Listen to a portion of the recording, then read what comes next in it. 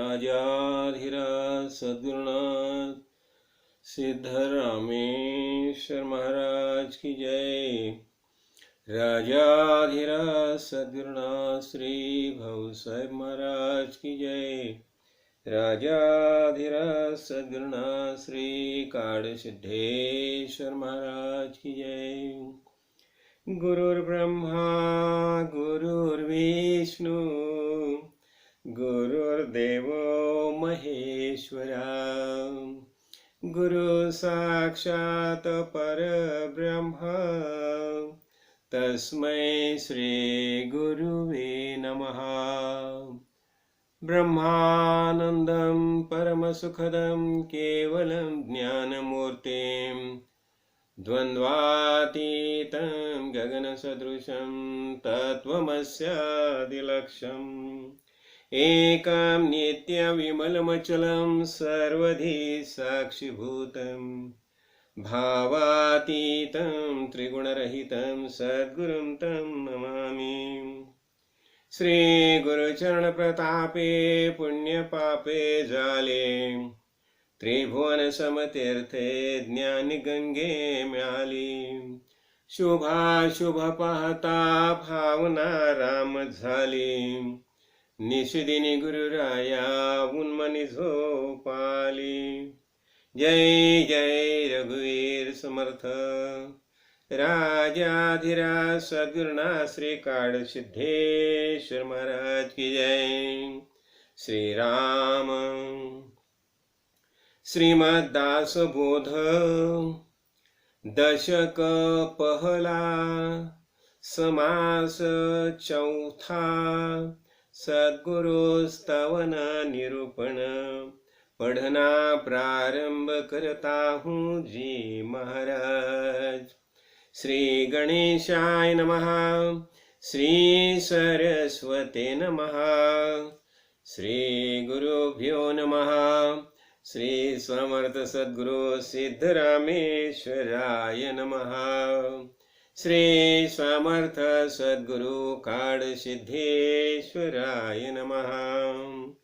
श्री राम आता सद्गुरु वर्णवेना जेथे माया स्पर्शो शकेना ते स्वरूप मज ज्ञाना काय कळे नकळे नकळे नेती नेती ऐसे बोलत शे श्रुती तेथे मज मूर्खाची मती पवाडील कोठे मज नकळे हा विचारू दुरुनी माझा नमस्कारू गुरुदेवा पैल पारू पाववी मज होते स्तवनाची दुराशा तुटला मायेचा भरवसा आता असाल तैसे असा सद्गुरु स्वामी मायेच्या बळे करीन स्तवन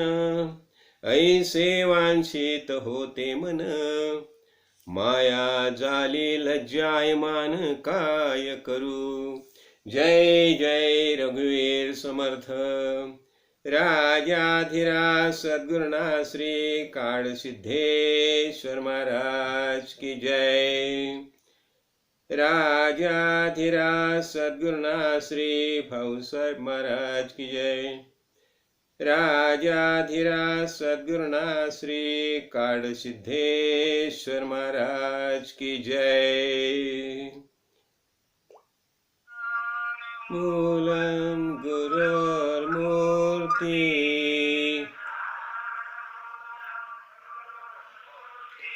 पूजा मूलम गुरुपदम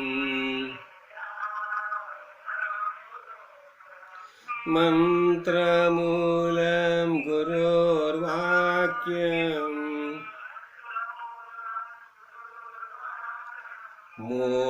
मोक्षमूलं गुरुकृपा।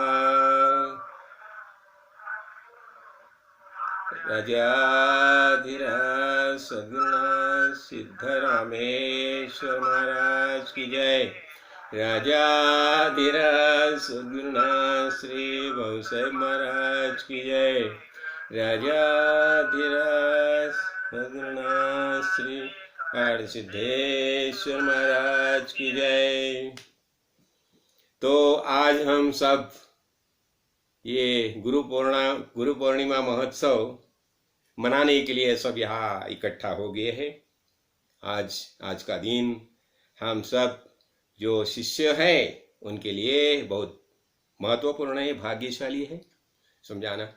तो इसलिए आज मैंने जो विवरण के लिए जो समास लिया है वो भी सद्गुरु स्तवन लिया है, समझाना। तो सद्गुरु के बारे में, सद्गुरु की अपने जीवन में कितनी आवश्यकता होती है, इसके बारे में यहाँ सब वर्णन आया है। और आज है गुरु पूर्णिमा, व्यास पूर्णिमा। तो पहले हम ये गुरु पूर्णिमा जो है ना, व्यास पूर्णिमा है ना, इसके बारे में हम थोड़ी सी जानकारी प्राप्त कर लेंगे। हर एक महीने की पूर्णिमा आती है, तो आज आषाढ़ मास की पूर्णिमा है, और आषाढ़ मास की जो पूर्णिमा है इसे ही गुरु पूर्णिमा समझा जाता है। क्यों, ऐसा क्यों? तो क्या हो गया, ये तो भगवान ने, ब्रह्मदेव ने ये सृष्टि निर्माण की है, और सृष्टि निर्माण करने के बाद उन्होंने क्या किया, अपने जो ये सबसे लाडला जो प्यारा बच्चा जो है, मानव जो है, तो उसे आत्मज्ञान की प्राप्ति होनी चाहिए, आत्मज्ञान की प्राप्ति होनी चाहिए। इसीलिए उन्होंने क्या किया, उन्होंने पहले 10 प्रजापति निर्माण किए या भूतल पर, और उन्हें सबको बता दिया कि देखिए, मैंने जो आपको ज्ञान दिया है, यही ज्ञान आप ये भूतल पर मेरा सबसे लाडला बेटा जो है मानव, उसे ये ज्ञान देना। तो ठीक है, ये प्रजापति ने अपना अपना तरीके से कार्य शुरू किया है। नारद मुनि तो कीर्तन भक्ति का आदर्श, हर जगह नारायण नारायण नारायण करके घूमते हैं। इसका हम पहले प्रवचन में देखा है, तो दक्ष प्रजापति ने उसे शाप दिया, तो हाँ, नारद मुनि ने बता दिया, अरे प्रभु भ्राता श्री, आपने तो मुझे वरदान दिया है। और इसी तरीके से ये सब 10 प्रजापति जो है, अत्रि, अंगिरा, भृगु, पुलु, पुलच्छ, क्रतु हैं, ये सब अपने अपने तरीके से आत्मज्ञान का प्रचार कर रहे हैं। तो क्या हो गया, अपने महर्षि व्यास, ये तो महर्षि व्यास का हमें पता है कि महर्षि व्यास के बारे में खुद भागवत में भगवंत बता रहे हैं, तोमी वेद स्थापक श्रीहरी स्वये सत्यवतीच्या उदरी झालो वेद व्यास। भगवान बता रहे हैं कि मैंने क्या किया, ये वेद जो है, ये वेद का सुस्पष्टीकरण करने के लिए मैं खुद, यह सत्यवती माता जो है ना, मत्स्यगंधा, ते उसके उदरी पराशर और सत्यवती का बेटा जो है महर्षि व्यास है, तो मैंने जन्म लिया, ऐसे खुद भगवान बता रहे हैं। और उसके पीछे उसका हेतु क्या था, ये जो वेद जो है, तो वेद सब आम जनता को समझना चाहिए, इसलिए उसने वेदों के ऊपर संस्कार किए। और उनके जो शिष्य थे, 5 प्रमुख शिष्य थे, सुमंत, पैल, वैशंपायन और जैमिनी, ये 4, और उनका खुद का बेटा शुका मुनि। तो ये 4 शिष्य थे, उन्हें ये वेद के 4 भाग बनाकर उन्होंने बता दिया कि तुम भूतल पर जाओ और ये वेदों का प्रसार करो। सब जनता जो है, आम जनता जो है, उन्हें वेद ज्ञान अवगत होना चाहिए। तो ऐसा कार्य ये किसने किया, महर्षि व्यास ने किया। तो महर्षि व्यास, अब हमें पता है, वो पांडव जो है उनके ही रिश्तेदार है, महर्षि पितामह है उनके। तो जब ही महाभारत युद्ध हो गया, तो महाभारत युद्ध के प्रत्यक्षदर्शी है। महाभारत युद्ध महर्षि व्यास ने भली भांति देखा है। तो महर्षि व्यास ने एक निर्णय लिया वही समय कि अभी मैं एक ऐसा ग्रंथ निर्माण करूंगा जिसमें ये सब 4 वेद है, 4 वेद का सब सार आना चाहिए। उसमें धर्म, अर्थ, काम, मोक्ष, ये चारों पुरुषार्थ जो है, ये 4 पुरुषार्थों का ज्ञान उसमें आना चाहिए। और उसी समय जो विष्णु भगवान का 8वां अवतार श्री कृष्णावतार जो था, तो श्री कृष्ण भगवान ने ये महाभारत काल में अपने पूरे जीवन काल में जो जो कार्य किए थे, जैसी जैसी ज्ञान दृष्टि दी थी, जब भी भगवान का आश्वासन क्या है, यदि यदि ही यदा यदा ही धर्मस्य ग्लानिर्भवति भारत अभ्युत्थानम अधर्मस्य तदात्मानं सृजाम्यहम्। जब जब ये भूतल पर अधर्म का प्रभाव बढ़ता है और धर्म को ग्लानि आती है, ऐसे समय मैं खुद देह धारण करके भूतल पर आऊंगा और ये धर्म का पुनरुज्जीवन करूंगा। तो ये सब भगवान का आश्वासन है। तो वही तरीके से ये 8वां अवतार जो है, श्री कृष्ण भगवान का अवतार जो है, तो श्री कृष्ण भगवान ने अपने जीवन काल में जो जो लीला की है, जो जो लीला की है, तो ये सब लीला की वर्णन जो है, महर्षि व्यास ने निर्णय लिया कि ये भगवान का चरित्र जो है वह पूरा चरित्र वह ग्रंथ में आना चाहिए। तो ये महाभारत ग्रंथ जो निर्माण करने का उसने निर्णय किया, यह सब जनता के कल्याण के हेतु ये मैं महाभारत ग्रंथ निर्माण करूंगा। और ऐसा जब ही उन्होंने संकल्प किया, उसी समय वह ब्रह्मदेव आए हैं, पितामह आए। तो पितामह आने के बाद महर्षि व्यास ने उनकी पाद्य पूजा की है, और पूजा करने के बाद महर्षि व्यास ने बता दिया कि पितामह, ये महाभारत ग्रंथ निर्माण करने का मैंने संकल्प किया है, लेकिन ये ग्रंथ के लिए मुझे लेखक चाहिए, कोई ना कोई लिखने वाला चाहिए। ठीक है, तो ब्रह्मदेव ने बता दिया कि तुम ऐसा करो, ये कार्य के लिए तुम गणपति को आवाहन करो। ठीक है, फिर ब्रह्मदेव चले गए। फिर महर्षि व्यास ने गणपति को आवाहन किया। गणपति वहां पधारे हैं, और आने के बाद महर्षि व्यास ने बता दिया कि प्रणाम, आपसे एक प्रार्थना है कि मैं अभी ये जो महाभारत ग्रंथ निर्माण करने वाला हूं, तो उसके लिए आप लेखक होना चाहिए। तो गणपति ने बता दिया, ठीक है, आपकी प्रार्थना जो है वह मुझे मान्य है, लेकिन मेरी एक अट है, ये लिखते समय कहां भी बीच में रुकने का अवसर आया तो मैं आगे नहीं लिखूंगा। तो ठीक है, महर्षि ने बता दिया, ठीक है, आपकी आर्ट मुझे मंजूर है, लेकिन मेरी भी एक आर्ट है, समझाना। तो आप ऐसा करना, जो श्लोक आप लिखेंगे तो उससे उसका अर्थ जो है पूरा ध्यान में आने के बाद ही आप लिखना। तो गणपति महर्षि बोले, ठीक है, आपकी आर्ट जो है, कंडीशंस जो है वो मुझे मान्य है। और ठीक, और ये महाभारत ग्रंथ का लिखना शुरू हो गया। अच्छा, तो ये लिखने के लिए देखिए, अभी ये थोड़ी सी हम पीछे की बात भी ध्यान में लेंगे। वो लिखने के लिए क्या है, देखो आजकल हमारे पास बहुत बॉल पेन होते हैं, समझाना, पेन पेंसिल होते हैं, अनेक प्रकार के लिखने के साहित्य होते हैं, लेकिन वो जमाने ऐसा क्या था। तो वो लिखने के लिए क्या हो गया, हमें पता है, जब भी गणपति और कार्तिकेय दोनों भाई कैलाश पर्वत पर, कैलाश का जो सीमा है वह सीमा के ऊपर खड़े थे, तो वही टाइम, वही समय क्या हो गया, भगवान परशुराम शिव प्रभु को मिलने के लिए कैलाश पर्वत पर जा रहे थे, निकले थे। तो जब ही गणपति ने देखा तो उन्होंने बताया परशुराम जी को, देखिए आप आगे नहीं जा सकते। तो परशुराम जी को थोड़ा सा लगा कि ऐसा क्यों, मुझे तो प्रभु से मिलना है, नहीं, लेकिन नहीं, हम आपको नहीं जाने देंगे।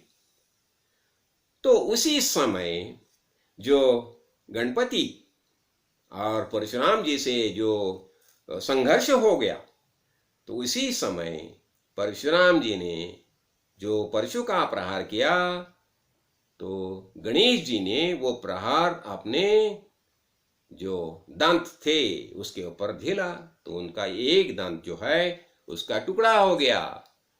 तो बाद में वही समय वहां सब देवता आए हैं, परशुराम जी से समझाया, गणपति से समझाया, और परशुराम जी ने बता दिया, ठीक है प्रभु, ये मुझे से थोड़ी सी भूल हो गई, मुझे पता नहीं था ये सब ऐसी बातें हैं। तो भी एक बात देखिए, यो जो दंत है, समझाना, इसका उपयोग जब ये आगे चल के ये महाभारत ग्रंथ लिखने का समय आ जाएगा, तो वही समय ये दंत का उपयोग हो जाएगा। तो वही दंत से गणपति महाराज ने वो महाभारत ग्रंथ लिखा है। ठीक है, तो ऐसा हो गया। थोड़ी सी हम पीछे की बात देखें तो अब ये महाभारत ग्रंथ लिखना पूर्ण हो गया।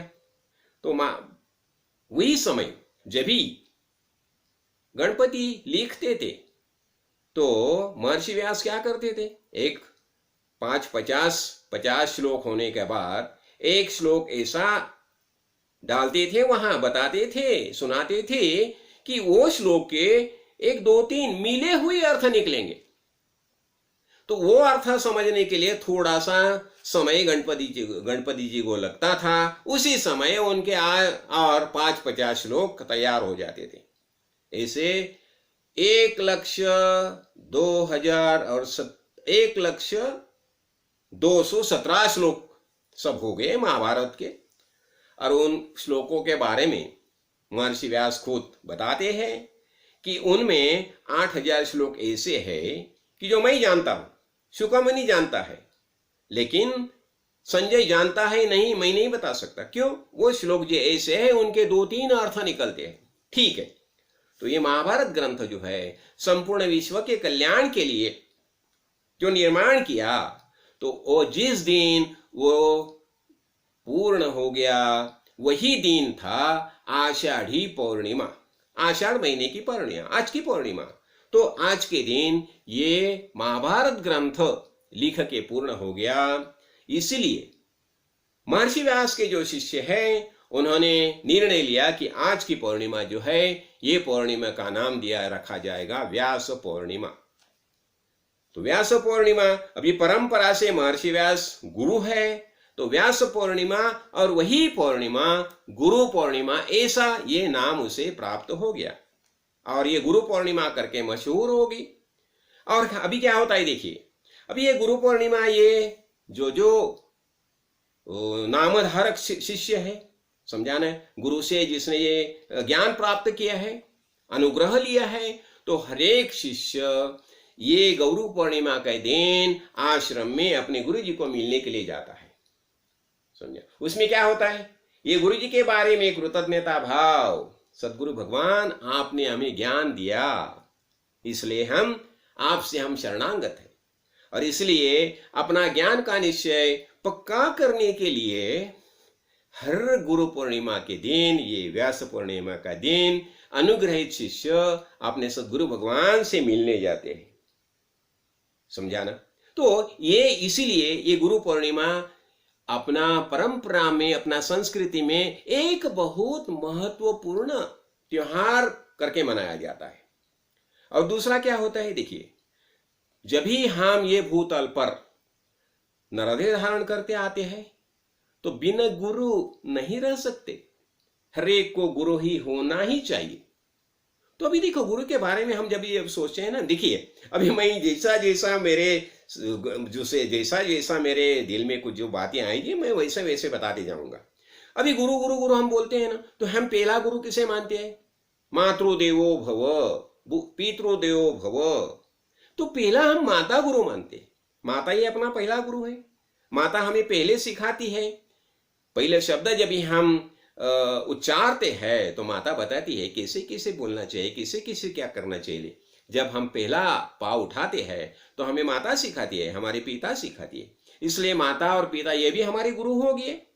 तो पहले मातृदेवो भव, पितृदेवो भव, और उसके बाद हम कहते हैं कि आचार्य देवो भवो। तो इसी तरीके से ये गुरु परंपरा तो ये चलती ही रहेगी। समझाना? तो गुरु बिना हम नहीं रह सकते, ज्ञान की प्राप्ति के लिए गुरु होना ही चाहिए। तो निगुरा बोलते हैं ना, निगुरा, जिसका गुरु नहीं उसे निगुरा बोला जाता है। तो इसीलिए जिसने देह धारण करके भूतल पर आया है उसे अपने विकास के लिए गुरु करना ही चाहिए। गुरु इसलिए हम देखो, अभी आषाढ़ी एकादशी हमने देखी, परसों देखी ना हम आषाढ़ी एकादशी।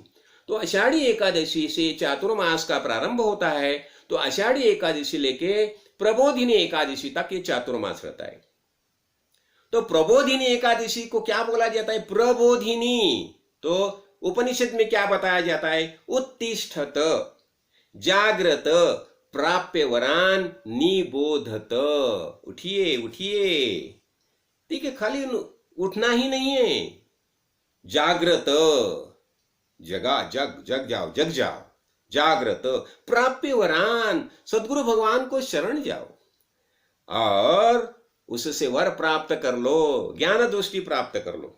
यही बात पहली बार हमने देखा कि नारद मुनि ने क्या किया। ये बालक नारद मुनि था, चातुर्मास में वह संत समागम में गया था और वो चातुर्मास का परिणाम हमने देखा। संत समागम से वो ज्ञानी हो गए और ब्रह्मदेव के मानस पुत्र बन गए।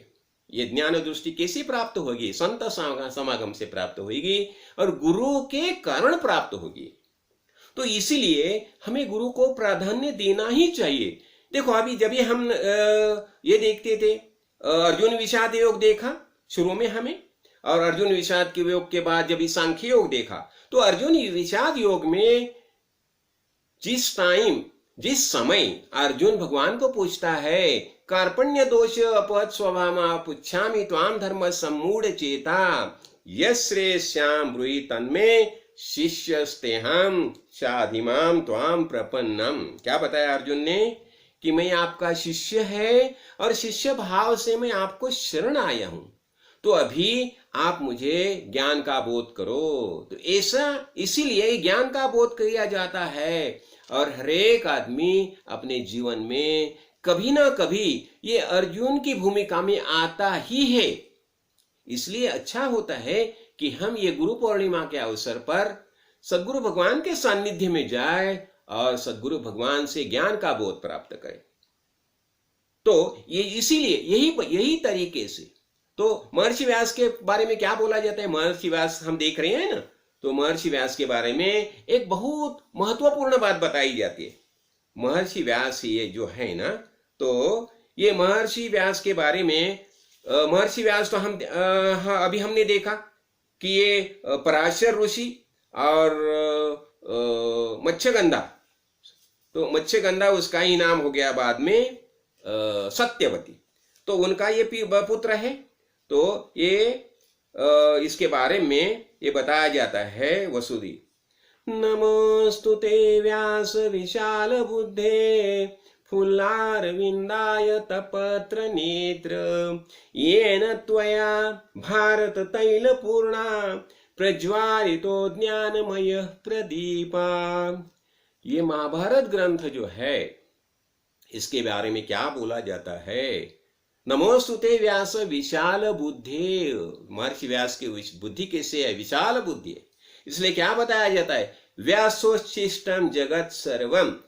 ये भूतल पर ऐसी एक ही बात नहीं है कि जिसके बारे में महर्षि व्यास ने विवरण किया नहीं है। व्यासोच्छिष्टम, उच्छिष्ट किया है, जगत सर्वम, ये सब बातें जो है महर्षि व्यास ने ये महाभारत ग्रंथ में ग्रथित की है। और बताया जाता है जो महाभारत में नहीं है वो कहा भी नहीं है।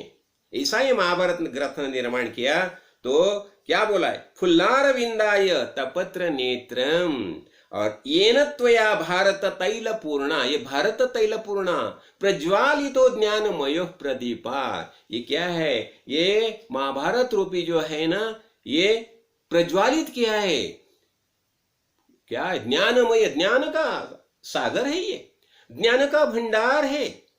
और ये स्फुल्लिंग जो है, ये ज्योत है, जलती जलती रहती है, जलती रहती है। और हम जैसे जो जिज्ञासु जो है ये महाभारत में प्रवेश करके वो शुद्ध ज्ञान दृष्टि प्राप्त करते हैं। तो हमें क्या करना चाहिए? हमें ये ज्ञान दृष्टि प्राप्ति करनी चाहिए, ये अत्यंत आवश्यक है। अभी देखो, अभी हमने गीता शुरू की है ना।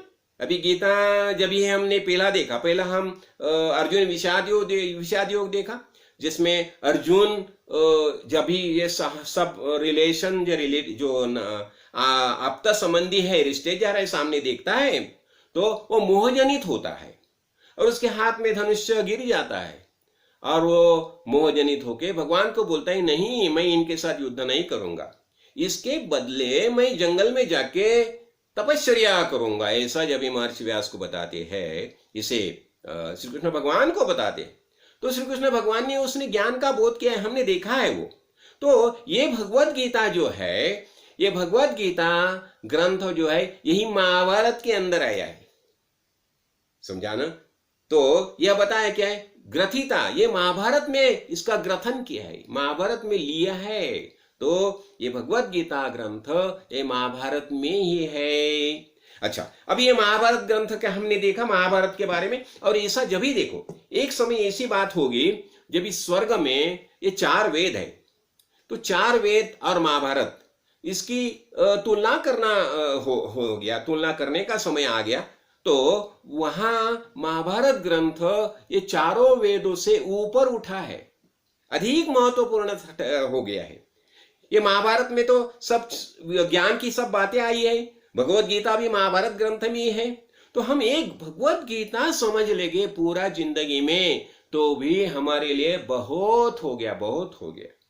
इतनी महत्वपूर्ण भगवत गीता है और ये भगवत गीता है वो भगवत गीता इस महाभारत में ही है।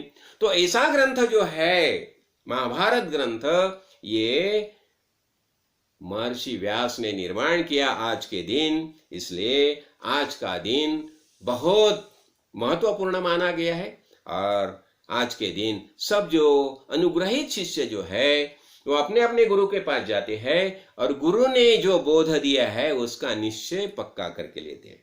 हम भी देखो, हम क्या करते हैं, देखो ना, हम सब आते हैं ना काली सिद्धेश्वर महाराज को मिलने के, मौली के लिए मिलने के लिए। अपना एक गुरु पौर्णिमा का याद रखो। जब भी हम, इसी तो अवस्था होती थी और ऐसा तो होने लगा कि गुरु पूर्णिमा का जो कार्यक्रम जो है, उत्सव है, वो हम बंबई में कहा मना ही नहीं सकते थे। इतने लोग पूरे महाराष्ट्र से सब अनुग्रहित शिष्य बंबई में आते थे। इसलिए ये जो कार्यक्रम जो है, गुरु पूर्णिमा का कार्यक्रम जो है, वो पूना में लिया जाता था।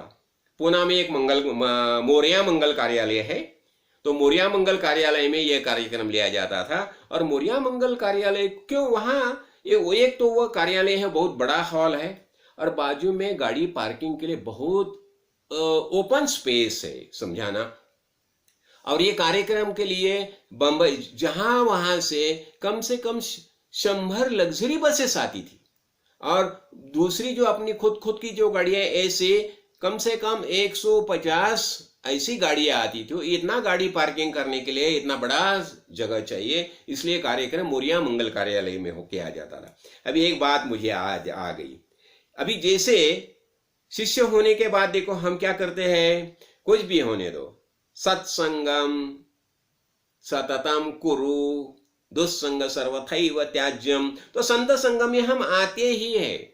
और दूसरा क्या बताया जाता है, महाभारत में बताया है, स्वाध्यायान मा प्रमदा। स्वाध्याय जो है, संत संग है, वो कभी भी उससे ये नहीं, मिस नहीं करने का। स्वाध्याय में जाना ही चाहिए, स्वाध्याय में न जाना ये अच्छी बात नहीं मानी है। तो स्वाध्याय में जाना ही चाहिए। मां प्रमदा, इसका मतलब हो गया उसे तुम छुट्टी मत ले लो, छोड़ो मत, स्वाध्याय कभी भी छोड़ो मत। तो ऐसा जो है, तो गुरुजी भी कैसे थे देखिए। एक समय क्या हो गया, गुरुजी उनकी तबीयत ठीक नहीं थी। तो वहाँ जो बंबई में एक लाइफलाइन हॉस्पिटल है गोरेगांव में, वहाँ मलाड में, तो वहाँ उनको हॉस्पिटल में एडमिट किया था। और यहाँ तो पूना में तो गुरु पूर्णिमा का कार्यक्रम तो फिक्स हो गया था। सब जहाँ के जो शिष्यगण है वो सब पूना में आने वाले थे। और उसी समय डॉक्टर ने गुरुजी को बताया, देखिए आपको बेड रेस्ट, आप कहाँ भी नहीं जा सकते। गुरुजी ने उन्हें बता दिया, देखिए डॉक्टर, अभी मैं तो आपका पेशेंट हूं, लेकिन मेरे सब जो पेशेंट है ना, वह सब पूना में मेरी राह देख रही है। क्या बताया गुरुजी ने, मेरे पेशेंट पूना में मेरे राह देख रहे हैं, मुझे वहां जाना ही पड़ेगा। और उसी समय एम्बुलेंस, देखो एम्बुलेंस में गुरुजी सो के आराम लेटे हुए गुरुजी, और गुरुजी के साथ एक डॉक्टर, एक नर्स, ऐसी स्थिति में गुरुजी पूना में आए। और पूना में आने के बाद वो गुरु पूर्णिमा का समय था, सब भक्त तो उनकी राह देख रहे थे। उन्हें व्हील चेयर में बिठा के व्यासपीठ के ऊपर लिया गया, और व्यासपीठ पर लेने के बाद गुरुजी ने वही अवस्था में, वही स्थिति में आधा घंटा प्रवचन किया, निरूपण किया। और उसी समय सब जो भक्त थे वो आनंद विभोर हो गए, आनंद विभोर हो गए। ऐसे ऐसा रिलेशन होता है, माँ बेटे का रिलेशन होता है। देखो ये गुरुजी बोलेगा तो कहे माँ ही है ना। अभी देखिए ना अपना व्यवहार में, माँ बीमार होगी शायद, लेकिन बीमार होगी तो भी बच्चे के लिए घर का सब काम करती रहती है। वो नहीं बताती मैं बीमार हो गई करके, बीमार हूं करके, जितना हो सके उतना वो काम करती रहती। ऐसी ये गुरु मावली होती है। तो हम सब बच्चे के लिए गुरु मावली वही अवस्था में आई पूना में, समझाना। और यही बात होती है, ये गुरु शिष्य का नाता होता है, ये प्रेम होता है, समझा। तो इसीलिए, और गुरुजी हमेशा क्या बताते थे, मैं क्या करता हूं, ये सब मेरे बेटे हैं, उनको सबको मैं कुछ ना कुछ कारण के निमित्त उन्हें सबको इकट्ठा करता हूं और उन्हें ज्ञानामृत पाता हूं, ज्ञानामृत देता हूं। तो गुरुजी ऐसे ही करते थे। मैं तो क्या बताऊं, मैं अभी देखिए ना, कम से अभी मैं गुरुजी के साथ 68 से, तो अभी 50 साल हो गए ना। इतने साल मैं गुरुजी के साथ हूं, तो गुरुजी का तो मैंने बहुत बातें गुरुजी के अनुभव की है। गुरुजी क्या क्या बताते, कैसे कैसे बताते, गुरुजी का प्रेम क्या था। ये अभी देखो, अभी व्यासपीठ बोला ना, व्यासपीठ, तो थोड़ी सी मुझे याद आ गई। अभी व्यासपीठ क्या होता है, देखो व्यासपीठ कितना महत्वपूर्ण होता है। अभी व्यासपीठ, ये महर्षि व्यास, ये नाम महर्षि व्यास के नाम से हो गया है। तो व्यासपीठ कैसा होना चाहिए, और व्यासपीठ के ऊपर जो कोई बातें करता है, जो भाषण देता है, निरूपण करता है, तो उन्होंने कैसा निरूपण करना चाहिए, जो वेद व्यास को अभिप्रेत है, जो धर्म, अर्थ, काम और मोक्ष, इनके बारे में ही बातें होनी चाहिए। कभी भी देखो, अभी हमने क्या किया, हमने स्थित प्रज्ञ देखा ना, स्थित प्रज्ञ देखा। देखो आप परसों हम ऐसे बात करते थे, तो स्थित प्रज्ञ कैसा होता है, तस्य प्रज्ञा प्रतिष्ठिता हमने देखा ना।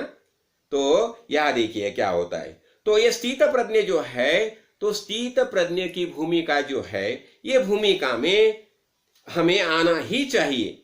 तो स्थित प्रज्ञ कैसा होता है कि यदा संहरते, देखो स्थित प्रज्ञ की स्थिति कैसी होती है, देखो यह सर्वत्रानभिस्नेहात् तत्त प्रभाशुभाशुभम नाभिनंदन्ति न द्वेष्टि तस्य प्रज्ञा प्रतिष्ठिता। देखिए आगे देखो, यदा संहरते चायं कूर्मोंगी वाणीव सर्वशा इंद्रियाणीन्द्रियर्थेभ्यः तस्य प्रज्ञा प्रतिष्ठिता। आगे देखो, एक इतनी अच्छी बात बताई यहाँ कि तानि सर्वाणि संयम्य मुक्ता आसीत् मत्परा वशो हि यशेन्द्रियाणि तस्य प्रज्ञा प्रतिष्ठिता। यह देखो कर्म की बातें बता रही है, कर्मयोग बता रही है। तो क्या करना चाहिए कि हमारी इंद्रिय जो है वह संयम्य, और इंद्रिय संयमन करके मन जो है तो मन कहाँ लगाना, भगवान के यहाँ मन लगाना। और हमारी इंद्रिय जो है, तो इंद्रिय के साथ काम करना। कर्म तो करता ही रहेगा, लेकिन मन कहाँ लगाना, भगवान के यहाँ मन लगाना।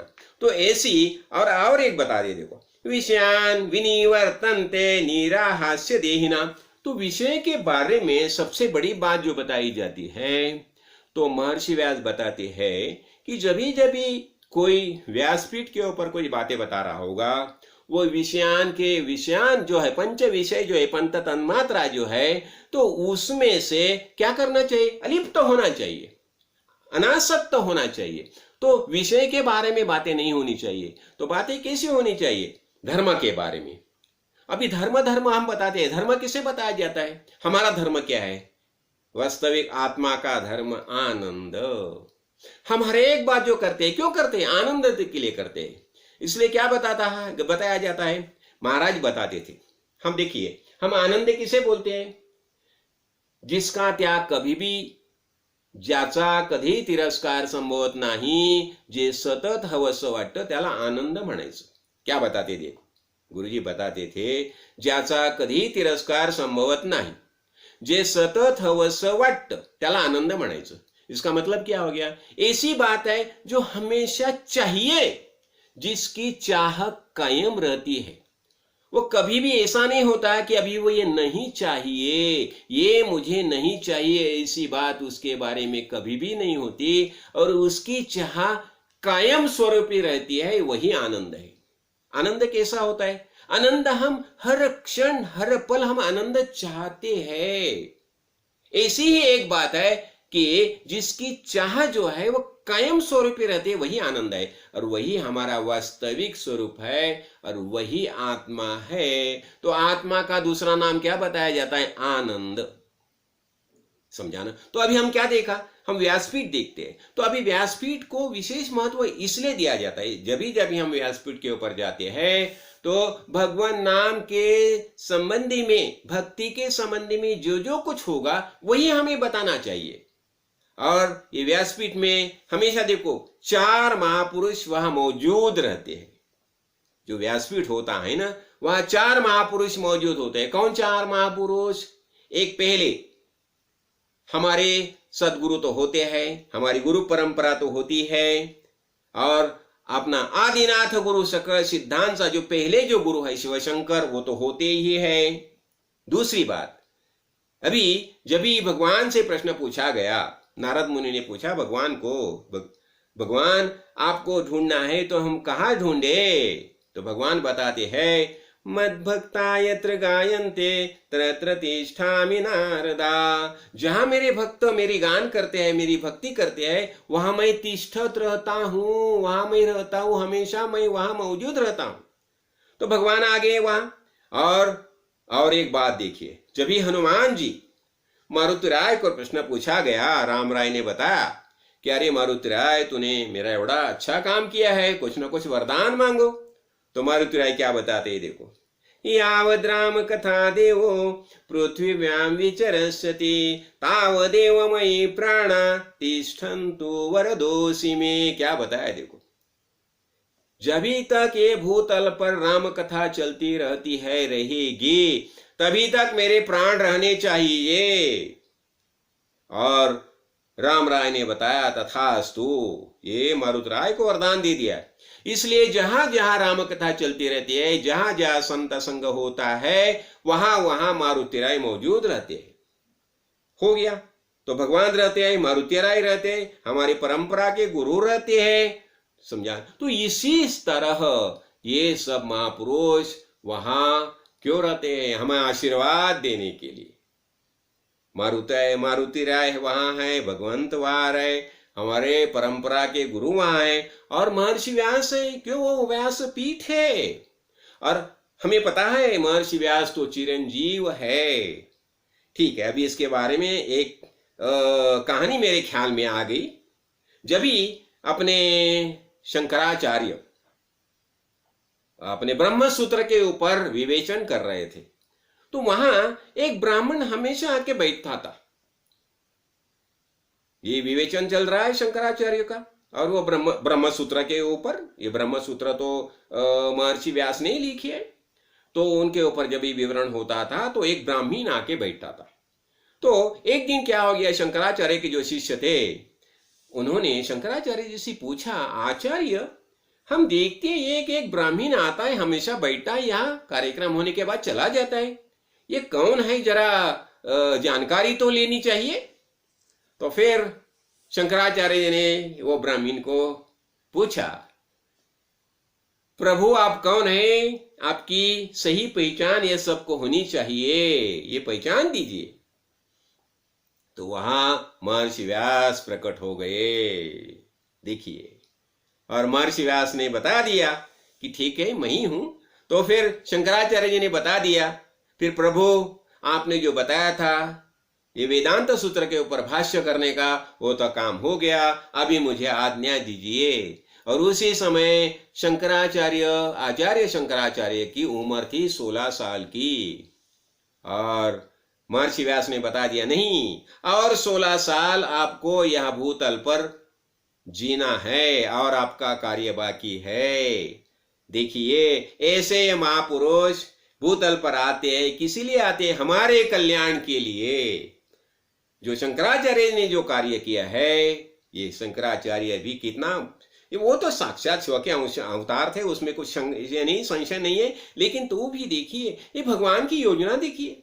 ये सब बातें जब हम ध्यान से देखते हैं ना, तो हमें पता चलता है हमें बिल्कुल डरने की आवश्यकता नहीं है। भगवान हर पल पल पल पल हमारा ख्याल रखते हैं। हम क्या रहे हैं, कैसे करते हैं, क्या करते हैं, हमारे ऊपर ध्यान धरते रहते हैं वो। और इसलिए जब भी हम यहाँ अध्यात्म मार्ग में चलते हैं, तो हमारे लिए सब कार्य, सब तरीके की सहायता वो खुद दे देते हैं। हमारा कार्य सुकर कैसा हो जाएगा, इसके ऊपर उनका ध्यान रखता है। तो अभी हम ये क्या देखते हैं? अभी हम ये गुरु पूर्णिमा देखते हैं, महर्षि व्यास के बारे में देखा, ये गुरु के बारे में भी हम देख रहे हैं। अभी गुरु की श्रेष्ठता कैसी होती है देखिए। गुरु जो है वो गुरु कितने श्रेष्ठ होते हैं। एक समय क्या हो गया, जब ही पार्वती माता और शिवशंकर दोनों कैलाश पर्वत पर विराजमान थे, उसी समय पार्वती माता ने पूछा शिवजी से कि प्रभु, आपने तो यह ना मनुष्य देह यहाँ निर्माण किया है, लेकिन उससे आत्मज्ञान कैसा प्राप्त हो जाएगा, उसका कल्याण कैसा हो जाएगा? तो शिवजी ने बताया पार्वती माता को, देखिए आपने तो बहुत अच्छा प्रश्न पूछा है। और शिवजी बताते हैं कि गुरु बिना ब्रह्म नान्यत् सत्यम सत्यम वरानने। इस देखिए, ये भूतल पर गुरु से बिना दूसरा ब्रह्म है ही नहीं। तो ऐसी ये गुरु जो है, उनकी महत्ता है। और उसी समय वो बताते हैं, उन्होंने पूरा, देखिए उसी समय पार्वती माता को उसने पूरा गुरु गीता का ज्ञान बताया है, समझा? तो वो बताते हैं, न गुरु अधिकम न गुरु अधिकम न गुरु अधिकम न गुरु अधिकम, शिवशासनता शिवशासनता शिवशासनता शिवशासनता। गुरु से अधिक कोई है ही नहीं, और यही मेरा आदेश है, शिव का आदेश है। वह बताते हैं, वह गुरुर्ब्रह्मा गुरुर्विष्णु गुरुर्देव महेश्वरा गुरु साक्षात परब्रह्म तस्मै श्री गुरुवे नमः। क्या बताया उसने? गुरु ब्रह्मा, ये ब्रह्मा विष्णु महेश कौन है? ये सब गुरु रूप ही है।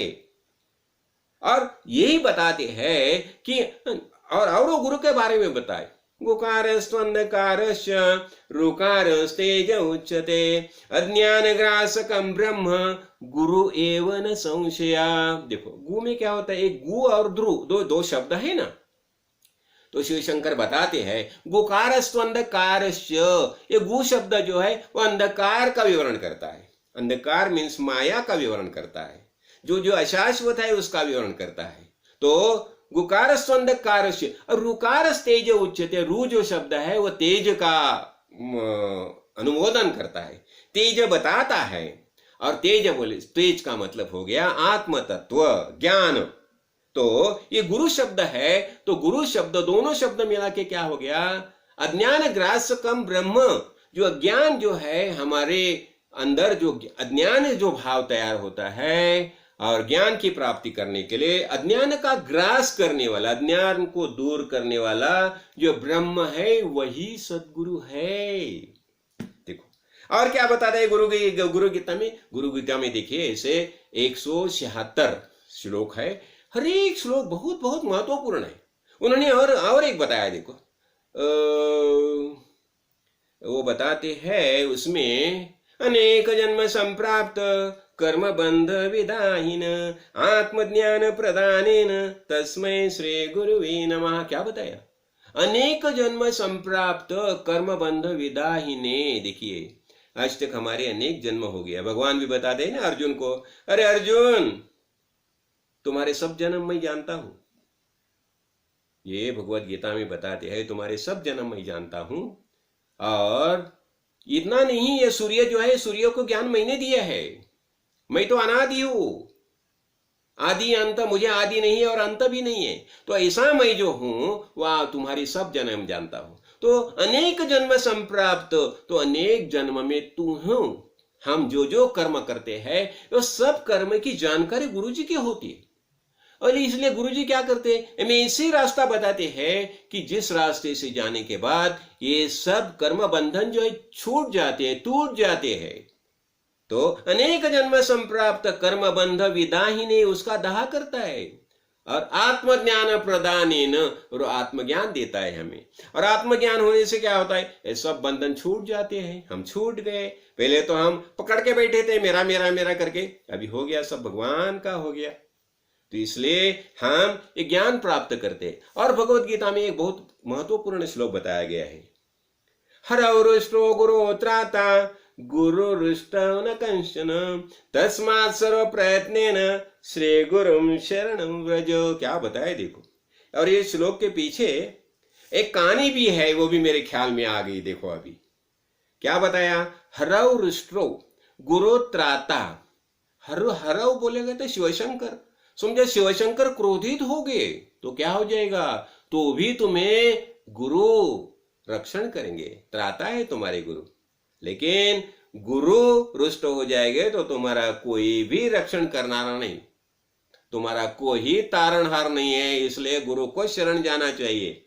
एक बात मेरे ख्याल में आ गई, देखिए जब ये त्रिशिरा था ना, त्रिशिरा तपश्चर्या कर रहा है, तो त्रिशिरा की तपश्चर्या देख के इंद्र ने क्या किया, जैसा हर समय जैसे अप्सरा को भेजता है ना, वैसा अप्सरा को भेज दिया त्रिशिरा को वश करने के लिए। लेकिन त्रिशिरा ऐसे मजबूत थे, वो वश नहीं हो गए, वो तपस्या उनकी चालू रह गई। तो फिर इंद्र ने क्या किया, इंद्र ने त्रिशिरा का शिरच्छेद किया। अभी त्रिशिरा का शिरच्छेद किया, ये तो ब्रह्मा हत्या हो गई इंद्र से। अभी त्रिशिरा से शिरच्छेद करने के बाद इंद्र चले कैलाश पर्वत जाने लगे बृहस्पति के साथ। तो बृहस्पति ने बता दिया इंद्र को, अरे इंद्र तूने बहुत बड़ा पाप किया है, तो इसलिए अभी तुम्हें कैलाश में प्रवेश नहीं मिलेगा, तुम नहीं कैलाश में जा सकते, कैलाश जाने का तुम्हारा अधिकार तुम खो गए हैं, खो बैठे हैं। तो भी इंद्र जबरदस्ती में बृहस्पति को साथ लेके कैलाश पर्वत पर जा रहे थे।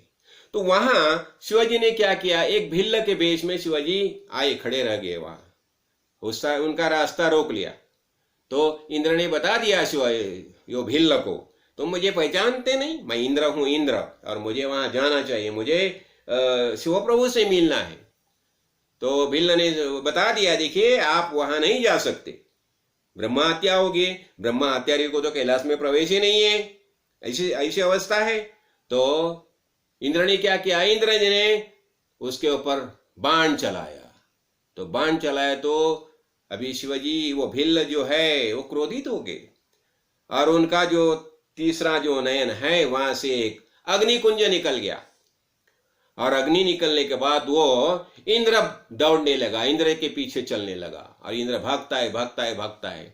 तो उसी समय अपने बृहस्पति है, तो बृहस्पति गुरु ने शिव प्रभु के पैर पकड़ के बताया, प्रभु प्रभु उसे क्षमा कीजिए, ये गलती मेरी ही है। किसे गुरु होते हैं देखो, शिव प्रभु को क्या बता रहे हैं गुरु, बृहस्पति बता रहे हैं प्रभु ये मेरी गलती है, उसे सिखाने में, उसे प्रभु बोध करने में मैं ही कम हो गया, मेरी ही कमतरता है, समझा ना। इसलिए जो कुछ आपको कुछ शिक्षा देनी हो वो मुझे दीजिए, लेकिन उसे छोड़ दीजिए, छोड़ दीजिए।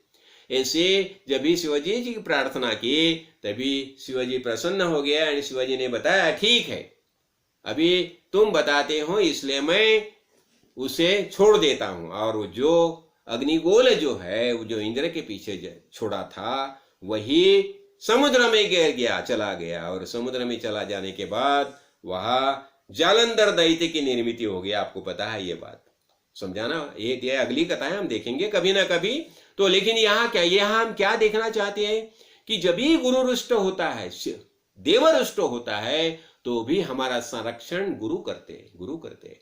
इसी तरह से इंद्र को बचा लिया शिवाजी से, किसने, बृहस्पति से। ऐसी बात देखिए, अभी हम ये गुरु के बारे में देख रहे हैं ना, तो बृहस्पति के माता देख रहे हैं यहाँ गुरु कैसे होते हैं। और ऐसे ही देखिए, जैसे देवगुरु है बृहस्पति, वैसे ही आपने शुक्राचार्य है दैत्य गुरु। देखो, एक एक समय तुम देव के गुरु होना ये थोड़ा सा आसान बात है। तो क्यों? देव जो है सुसंस्कारी रहते हैं, तो उन्हें समझाना थोड़ा आसान रहता है, लेकिन दैत्य गुरु होना उतना आसान नहीं है। ये दैत्य गुरु की महत्ता जो है, शुक्राचार्य की महत्ता है, तो देखिए ये तारकासुर, जालंधर, ये एक एक एक एक असुर कैसे थे, लेकिन ये सब असुर को संभल के शुक्राचार्य उन्हें ज्ञान का बोध करते थे। इसीलिए एक समय ऐसा हो गया, ये दोनों गुरु जो है, बृहस्पति और अपने शुक्राचार्य, ये दोनों के ऊपर शिव प्रभु प्रसन्न हो गए। जब ये दोनों मिलने को गए शिव प्रभु को, तो शिव प्रभु प्रसन्न हो गए और शिव प्रभु ने बता दिया कि तुम दोनों ने ये गुरु जो है, ये गुरु शब्द की महत्ता आप दोनों ने बढ़ा दी है। शुक्राचार्य को बता दिया आपके शिष्य ऐसे है, ऐसे ऐसे प्रकार से रहते हैं, तो भी हमेशा आप उनके कल्याण की ही बात चाहते हैं। बृहस्पति को वैसा ही बता दिया, आप भी तो आपके जो शिष्य है उनके कल्याण की ही बात चाहते, ऐसे गुरु होते हैं। तो ये दोनों गुरु को शिव प्रभु ने बहुत आशीर्वाद दिए हैं, बहुत वरदान दिए हैं। तो हमारे महत्भाग्य काड़ी सिद्धेश्वर महाराज हमारे गुरु है, उनके बारे में क्या बताऊं। जैसे बेटे का पालन करता है ना, वैसा ही मेरा पूरा जिंदगी जो है वो गुरु उनकी कृपा से ही चल रही है। जैसे बेटे के बारे में जैसे माँ बाप सोचे ना, अपने अपने एक दो बेटे होते हैं, देखिए उनके बारे में हमेशा माँ बाप चिंता करते हैं, ऐसे मेरे बारे में मेरे गुरु जी इतना नहीं, 50 साल मैं देख रहा हूं मेरे बारे में, वह हमेशा ही जो बात है मेरे लिए कल्याणकारक है, यही वो मुझे बताते आ रही है। ये गुरु है। इसलिए यही महत्वपूर्ण बात है सदगुरु की, मामूली बात नहीं है। ऐसे गुरु मिलना ये कलियुग में काड़ी सिद्धेश्वर महाराज सर के गुरु मिलना, ये मैं महत्भाग्य समझता हूं। और आप सब जो है जितने जितने काड़ी सिद्धेश्वर महाराज के अनुग्रहित है, सब परम भाग्यवान है, परम भाग्यवान है। लेकिन एक ही बात महत्वपूर्ण बात है कि उन्होंने जैसा बताया वैसा आचरण हमें करना चाहिए। क्या हो गया? देखिए, समझे ना मैं क्या बता रहा हूं? जैसा उन्होंने बताया वैसा हम आचरण करना चाहिए, और एक बात कभी भी भूलना नहीं चाहिए। एक समय क्या हो गया, जब भी क्या होता है, शिष्य थोड़ा बड़ा हो जाता है ना, तो खुद को गुरु समझने लगता है, वो गुरु से स्पर्धा करने लगता है। इसलिए एक छोटी सी कहानी मैं बताता हूं बस। तो अपना जालंधर, अपना ये जालंधर नहीं, हाँ, दत्ता गुरु दत्तात्रेय और उनका शिष्य, हाँ, जालंधर। तो एक टाइम आ गया, वो गुरु से बता दिया उसने कि गुरुजी मैं आपसे पैज लगाता हूँ, स्पर्धा करता हूँ, पैज लगाता हूँ। क्या पैज? तो वो बोलता है मैं छिपता हूँ, आप मुझे ढूंढ निकाले। तो वो छिप गया। तो दत्तात्रेय ने बताया, अरे मुझसे तुम स्पर्धा करना चाहते, पैज लगाना चाहते, ठीक है। तो गुरुजी मैं छिपता हूं, आप मुझे ढूंढ निकालिए। तो हो गया, ठीक है। तो गुरुजी अपना ये शिष्य छिप गया। गुरुजी ने सूक्ष्म दृष्टि से देखा, और वो पाताल में बेड़ुक होके बैठा था, उसे पकड़ लिया, बोला देखा ठीक है। अभी गुरुजी ने बता दिया कि अभी मैं छिपता हूं, तुम मुझे ढूंढ निकालिए। समझाना, फिर ये छिप गया। तो गुरुजी ने गुरुजी छिप गए, छिपा और ये ढूंढता, ये ना पूरा त्रैलोक के ढूंढ निकाला, का भी गुरुजी का पता नहीं है। फिर वो एकदम ये हो गया, घामे घूम हो गया, समझाना। और उन्होंने उससे गुरु मच्छिंद्रनाथ, उनका स्मरण किया। मच्छिंद्रनाथ वहां उपस्थित हो गया, बोले अरे क्या, क्यों मुझे याद किया? तो बोलते नहीं, ऐसा हो गया। अरे वो गुरु तो गुरु, उनसे क्या पैज लगानी क्या? तो अभी क्या करना चाहिए? अभी एक ही बात है, तुम अंतःकरण से उसे शरणागत हो जाओ। तो ये अंतःकरण से इसमें शरणागत हो गया, तो गुरु सामने प्रकट हो गए। उन्हें पूछा, गुरु जी आप कहाँ थे? अरे मैं तुम्हारे हृदय में बैठा था। तुम पूरा सब दुनिया ढूंढ रहा, लेकिन अंदर ढूंढने को नहीं गया, अंदर ढूंढना भूल गया। इसलिए हमें क्या करना चाहिए? हमें अंदर ढूंढना चाहिए, अंदर ढूंढना चाहिए। ये भगवान कहाँ बैठी है? हमारे अंदर बैठे है। तो इसलिए हम एक ही बात करें, ये भगवान के ढूंढने के लिए ये यहाँ वहां न जाते हुए हम खुद ही अंतर्मुख होकर ढूंढना शुरू किए। यही मुझे लगता है यही गुरु पूर्णिमा का, व्यास पूर्णिमा का ये सार रहेगा ना। तो हमारी तो गुरु पूर्णिमा होगी, व्यास पूर्णिमा हमें सेलिब्रेट, ये फंक्शन तो हमारी सेलिब्रेट होगी ना। हाँ, तो मनाई हमने, ये व्यास पूर्णिमा मनाई, गुरु के बारे में हम समझा लिया, महर्षि व्यास का जो महात्म्य था वह हम समझा लिया। तो मैं यही जानता हूं कि हम ये संत संग में हम हमेशा आया करें, और हमारे सदगुरु भगवान ने हमारे लिए ज्ञान दृष्टि दी है, ज्ञान की बातें जो समझाई है वो हम समझ ले, और वैसा निश्चय करके वैसा निर्णय लेके हमें वही रास्ते से चलना चाहिए। देखिए, तो अभी हमने यहाँ आने के बाद क्या किया?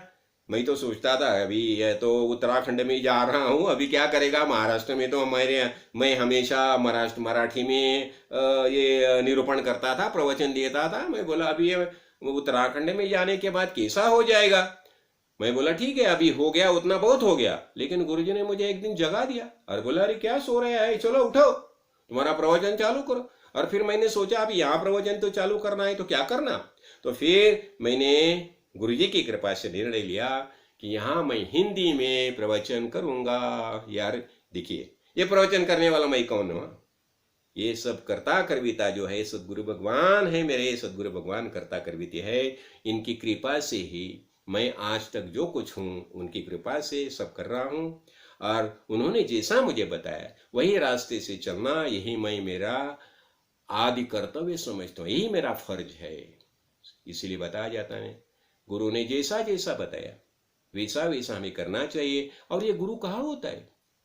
जैसा ज्ञानेश्वर ने बताया ना, मज हृदय सदगुरु, क्या बताया? मज हृदय सदगुरु, तैसा हृदय माझी में राम। क्या बताया उसने?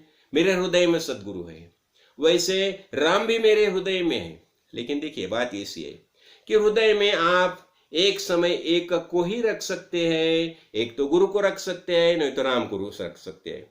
लेकिन ज्ञानेश्वर माऊली बताती है मेरे हृदय में राम है और सदगुरु है। इसका मतलब क्या हो गया? राम ही सदगुरु है, राम और सदगुरु दोनों अलग नहीं है। हो गया? समझ में आ गई है मेरी बात? मैं अभी जो कुछ मैंने बताया, राम और सदगुरु दोनों अलग नहीं है, और देव और सदगुरु अलग नहीं है। देव ही सदगुरु है और सदगुरु ही देव है। और देखो, ज्ञानेश्वरी बोलेगा तो भगवत गीता है ना, भगवत गीता का ही निरूपण किया है ज्ञानेश्वरी में। तो एकदम लास्ट में क्या बता रही है? 18वां अध्याय में बता रही है वो क्या होता है, मदर हृदय मेरे। हाँ, तो वहां क्या बता रहे हैं कि रिघोनिया, मेरे जो गुरु जो है मेरे अंदर में रिघोने बैठे हैं और वही सब कार्य कर रहे हैं। इसमें ज्ञानेश्वर माऊली ने यही बताया है कि गुरु कोई अलग तत्व नहीं, गुरु तत्व जो है, अभी ऐसा तो देखो, वो निवृत्तिनाथ उनके गुरु है, तो निवृत्तिनाथ बाजू में तो बैठे थे, तो भी ये बता रहा है कि निवृत्ति जो है मेरे हृदय में निवृत्ति बैठी है। ये निवृत्ति क्या है? निवृत्ति बोलेगा तो देखो दो वृत्ति होती है, ज्ञान और अज्ञान, ये दो वृत्ति है। ज्ञान ये वृत्ति है, मुझे ज्ञान हो गया, ये अंतःकरणिक वृत्ति होगी, मुझे ज्ञान नहीं हो गया, ये भी अंतःकरणिक वृत्ति होगी। लेकिन ये दोनों वृत्ति जो है अंतःकरणिक वृत्ति है, इसलिए ज्ञान अज्ञान वृत्ति रूपे समान, निवृत्ति रूपे विज्ञान चाहले पाहिजे। ज्ञान और अज्ञान ये दोनों वृत्ति है, इसलिए हमें ये सबसे निवृत्त होना चाहिए। तो हमारा जो जो कुछ कर्म है, कर्मयोग का हिसाब से हमें जो जो कुछ करना है वो अनासक्त होके करना है। और जैसे अर्जुन बता दे रहे, मयि एव मनाद्वस्व मयि बुद्धि निवेशय। अरे अर्जुन, तुम तुम्हारी बुद्धि और मन मेरे इसमें मिला दो और तुम कार्य करो, और उससे क्या हो जाएगा? निमित्त मात्र भव सव्य साचिन, तुम तो सिर्फ निमित्त हो जाएंगे और कर्म तो होता ही रहेगा। और ये सर्व का सब जो कर्म होते हैं तो कैसे होते हैं? प्रकृति के हिसाब से कर्म होते हैं। तो मुझे लगता है आज हमने गुरु पूर्णिमा देखी, गुरु के बारे में जितना जितना आवश्यक था हमने समझ लिया। और ये गुरु जो है वास्तव में गुरु ही हमारे सबसे बड़े हितचिंतक है। वेल विशर हम बोलते हैं ना, कौन है? गुरु जी है। तो और हमारे कल्याण के लिए ये अकारण करुणा कर ऐसे ये गुरु वास्तविक भगवान ही गुरु का रूप धारण करके ये भूतल पर आते हैं। इसलिए भागवत में बताया है, एकनाथी भागवत में, तो गुरु जो है सद्गुरु जो संसारी त्याची आज्ञा मी वाये श्री, तो ज्याच्यावर कृपा करे उद्धवा तात्काळ उद्धरमी। क्या बताया? सद्गुरु जो संसारी त्याची आज्ञा, उसकी आज्ञा मैं पालन करता हूं, ऐसा भगवान बताता है। और सद्गुरु जो है ये मेरी ही मूर्ति है। सद्गुरु जो है ये देह धारण करके भगवान ये गुरु रूप धारण करके भूतल पर आता है। और हम जैसे जो जिज्ञासु जो भक्त होते हैं, शिष्य होते हैं, उन्हें आत्मज्ञान का बोध करता है। क्यों? ये सब जो है विश्व जो है भगवान ने निर्माण किया है, अपने आनंद के लिए ही निर्माण किया है, और वो आनंद चाहता है। इसलिए हमें एक ही बात करनी चाहिए, ये पार्वती परमेश्वर ये कौन है? ये है हमारे ही माँ बाप है। उन्होंने हमें निर्माण किया है और हमें वो ज्ञान का बोध कर रहे हैं। तो हमें एक ही बात करनी चाहिए, ये सत्संग में आके जो भगवान ने हमारे लिए ये ज्ञान का भंडार रखा है उसका स्वाध्याय करते रहना, यही हमारे लिए उचित है। तो अभी अभी हम भगवत गीता देख रहे हैं। अभी आस्ते आस्ते हम भगवत गीता के बारे में, अभी हमारा तृतीय अध्याय चालू है, कर्मयोग चालू है। तो हमारे कर्म तो करते ही रहेंगे, कर्म रहे, देह धारण करके भूतल पर आए हैं ना, तो कर्म होना ही चाहिए। तो ऐसे कर्म करने चाहिए कि जिस कर्म के कारण हमारी ज्ञान दृष्टि वृद्धिंगत हो जाएगी। और इसलिए हम आज गुरु पूर्णिमा के अवसर पर हमारे परम गुरु श्री काड़ी सिद्धेश्वर महाराज, उनसे प्रार्थना करता हूँ कि उन्होंने हमें ये शुद्ध ज्ञान दृष्टि दे दे। और हमारे ऊपर जैसे बालक ये बता जाता है ना कि जैसे बाल की काली सब जो चिंता करती है माता, वैसी हमारी गुरु माता ही है। तो उन्हें मैं प्रार्थना करता हूँ कि हम ये संत संग में आते रहे और हमें शक्ति सामर्थ्य जो कुछ आवश्यक है सब बातें सद्गुरु कृपा से प्राप्त हो जाए। यही श्री गुरु से प्रार्थना। राजाधिराज सद्गुरुनाथ सिद्धरामेश्वर महाराज की जय। राजाधिराज सद्गुरुनाथ श्री भवसाहेब महाराज की जय। राजाधिराज सद्गुरुनाथ श्री काड़ सिद्धेश्वर महाराज की जय।